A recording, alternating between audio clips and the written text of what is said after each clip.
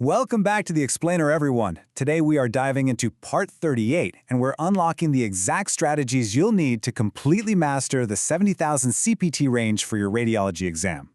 It's going to be a good one. But hey, before we jump in, make sure to like, share, and subscribe to Decode Healthcare with Harshal. That really helps keep this 100-part exam prep series going strong. All right, let's take a quick look at the agenda. We've got Welcome to Radiology Coding, X-ray Views and Contrast, Ultrasound and Guidance Rules, Navigating Mammography Guidelines, Interventional and Oncology Modifiers, and finally, our summary next episode. Let's get to it. Starting things off with Section 1, Welcome to Radiology Coding.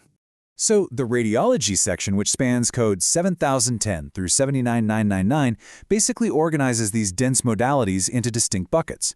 You've got diagnostic radiology, diagnostic ultrasound, mammography, bone and joint studies, radiation oncology, and nuclear medicine. Breaking it down like this helps you navigate the codebook rapidly during the actual test because, let's face it, time is of the essence. Moving right along to Section 2, X-ray Views and Contrast. Okay, this is absolutely crucial. You have to understand the number of views rule.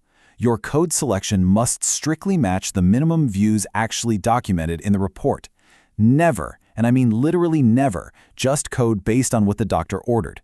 If they ordered 3 views but the radiologist only bothered to document 2, you have to code it as 2 views. Don't fall for that classic exam trap. Now let's talk about contrast. This builds on what we just discussed. In the coding world, oral or rectal contrast alone does not, I repeat, does not count as with contrast. For a study to actually be classified as with contrast, that administration has to be intravenous or intra-arterial. Seriously, if a patient only drinks barium, you absolutely must code it as without contrast, unless an IV or intra-arterial contrast was also given. The CPC exam loves, absolutely loves, testing this exact distinction, so lock that in your memory. All right, Section 3, Ultrasound and Guidance Rules. You've got to know the difference between complete and limited ultrasounds. A complete exam requires every single anatomical structure listed in the CPT guidelines to be thoroughly documented. If even one, just one, element is missing or not visualized, boom, it drops down to a limited exam code. It's like a puzzle. If you're missing a piece, it's not complete. And when it comes to ultrasound guidance, like code 76942, always check the parenthetical notes in your CPT manual. You can only report guidance separately if it's permitted. If a biopsy code description already says including ultrasound guidance, you absolutely cannot unbundle that and bill it separately. Next up, Section 4, Navigating Mammography Guidelines. The secret sauce to getting mammography questions right, it all comes down to patient intent. An asymptomatic checkup is always going to be the 77067 screening code, which by definition is inherently bilateral. On the flip side, if you're investigating a known lump or the patient has symptoms, you bump over to a diagnostic code. That's 77065 for unilateral or 77066 for bilateral. Okay, Section 5, Interventional and Oncology Modifiers. Modifiers can be tricky, but think of it this way. If a vignette says the physician only wrote the report, you use modifier 26 for the professional component. If the facility only provides the equipment but doesn't interpret anything, you use modifier TC for the technical component.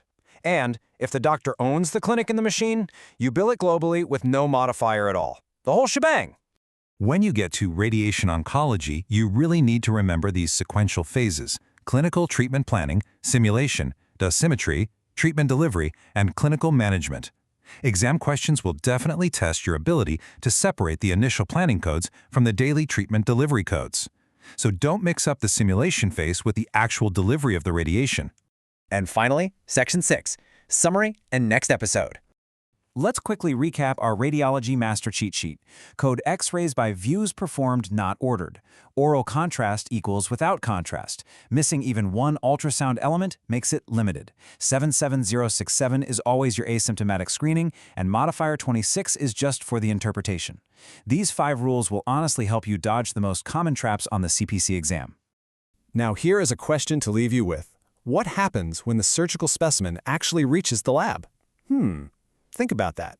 Because in Part 39, we are cracking open the pathology and laboratory CPT section to master organ panels, drug testing, microbiology, surgical pathology, and molecular diagnostics.